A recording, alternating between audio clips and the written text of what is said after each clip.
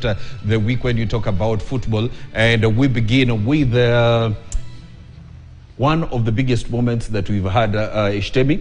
Kenya is on the verge of qualifying for WAFCON 2026 to be played in Morocco. We got a win against Tunisia, but there's one more hurdle coming up in October. What did you make of the performance from the ladies? Remember Friday at Ulinzi Complex, and then of course after that going away in Tunis and winning.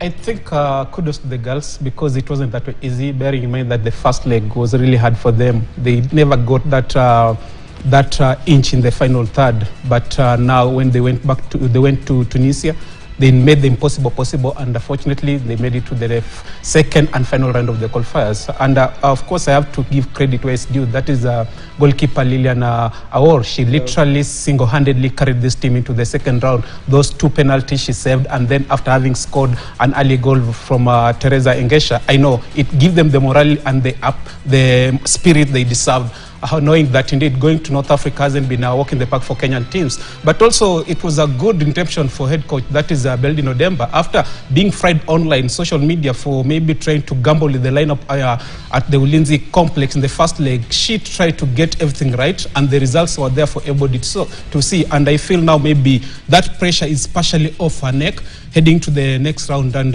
maybe if she continue like that, maybe she'll continue having that job. Though of course there were some rumors that she could have lost the job if result wouldn't have gone her way.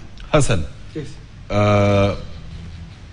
We've always had this discussion before. We've had this discussion on the show that, you know, our ladies are performing better than the men. It's true. I mean, it's a fact that our ladies are performing better than the men. They did well. I was shocked because, I mean, getting a result away from home, especially North Africa. Yes. It's crazy. It's so tough. It's so difficult. Yeah. They got the Tunisians. I'm talking about the hosts. They got 2 penalties and called for penalties. But I mean, come on, our goalkeeper. But that's the same mcheza kwa utuzwa. Yeah, but sikufurahia maana ukiangalia zile penalty hazikuwa penalty. Lakini Mungu ni nani? Well, of course, let's move on from that. Another moment that made headlines this week, of course, at Tusker FC.